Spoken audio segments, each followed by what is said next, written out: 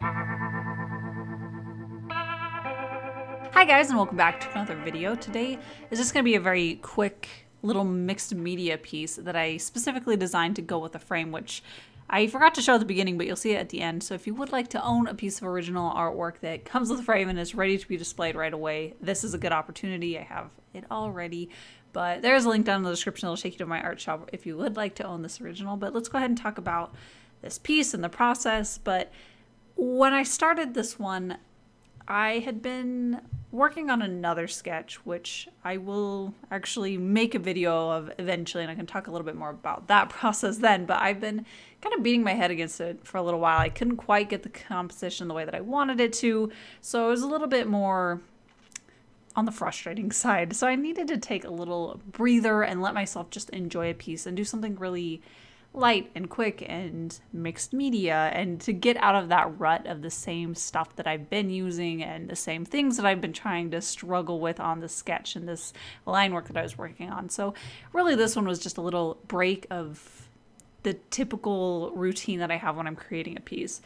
So like I said, it is mixed media, which I don't really do a lot of beyond using watercolor and gouache together, which kind of marry together pretty easily. But this one I want to do something that was very easy to add a few different things together and to have a completely different look to it. So for the line work, I went in with just colored pencils actually. I have a black Prismacolor pencil and a gray Verithin, which is also a Prismacolor color pencil. But I just wanted to use a few different ones and enjoy the process. I almost never do more refined things with pencils. I find that I'm pretty rough with pencil, and then I refine them either digitally or, yeah, pretty much always digitally, honestly. But I wanted to do something a little bit more refined where I could work with the pencils and get that different look to it. I also knew that I wanted the character to be relatively monochromatic and gray, but I wanted the line work that I was using to be able to withstand an ink wash, because I wanted to define her face against her hair and then have the background done in gouache, which eventually I get to. But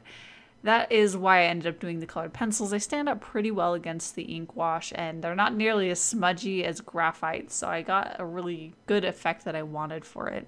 And I know this is pretty light as far as the mixed media concept, where I didn't use a lot of different medias, but I found that it was really refreshing to attack this piece in that way, where I could look at what tools that I do have and what things that I feel like I could enjoy working with and what things that I think would get an interesting effect.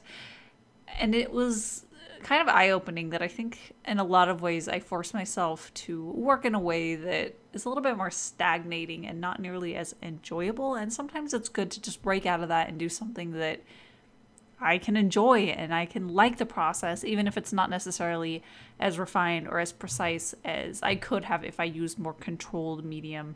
I know I've said this before, but using different tools is a great way to get yourself out of an artist block, at least for me.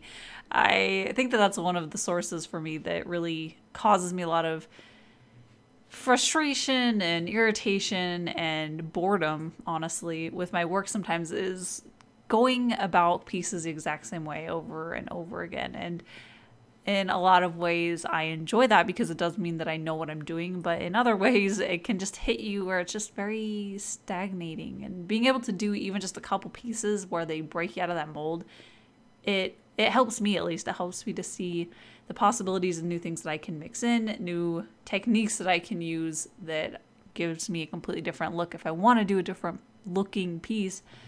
But it also helps me to have a renewed appreciation for the tools that I do normally use. So like for this one, it was really fun to be able to use the pencils to do the line work, but it also came with its own set of frustrations where I had to constantly sharpen it, and then the pencil would dull too fast and I would get these more soft lines rather than precise, sharp lines that I wanted. So it's a good reminder that while the tools that I normally use have their own things that I can be a little bit more irritated about, or they can have their own drawbacks, ultimately they do still have a lot of benefits, and that's why I like them. So it helps me to remember to pay attention to what are the best uses for what I like to use and how can I exemplify that? How can I use it even more so?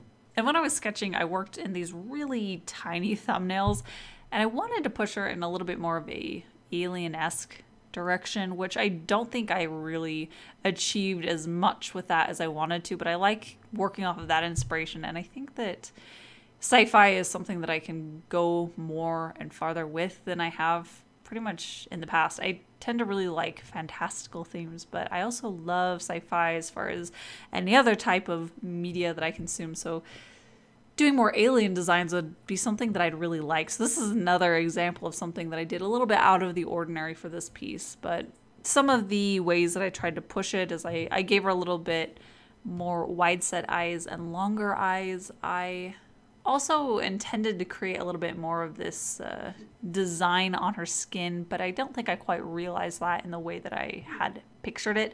I also wanted the color scheme to fit that certain feel to it, which is why I started with more of a lime green, but in the end I brought it down a little bit to more of a sky blue, and I'm still not 100% sure on which color would have worked, but I feel like with that one, that's just kind of a personal taste thing. It could have really worked with almost any color there, but it would change the overall atmosphere of the piece and the mood that it had. So I think that I could have really pushed the more alien-esque sci-fi look with the colors than I ended up going with it, but that's something that I can pay attention to more in the future as I go down more alien type concepts.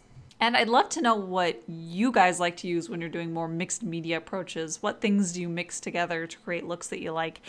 I would like to go down this path a little bit more, but that's it for today. So if you'd like to own this original, like I mentioned, there's a link down in the description that'll take you over there. There's also a link for my Patreon where you can go check out exclusives. I also will be doing the Patreon exclusive postcard for the next video, so if you'd like to see what that is and get on that and get your own exclusive print, that's a great way to go check it out. But that's it. I'll see you guys next time, which will be on Saturday. So thank you so much for watching, and I'll see you then.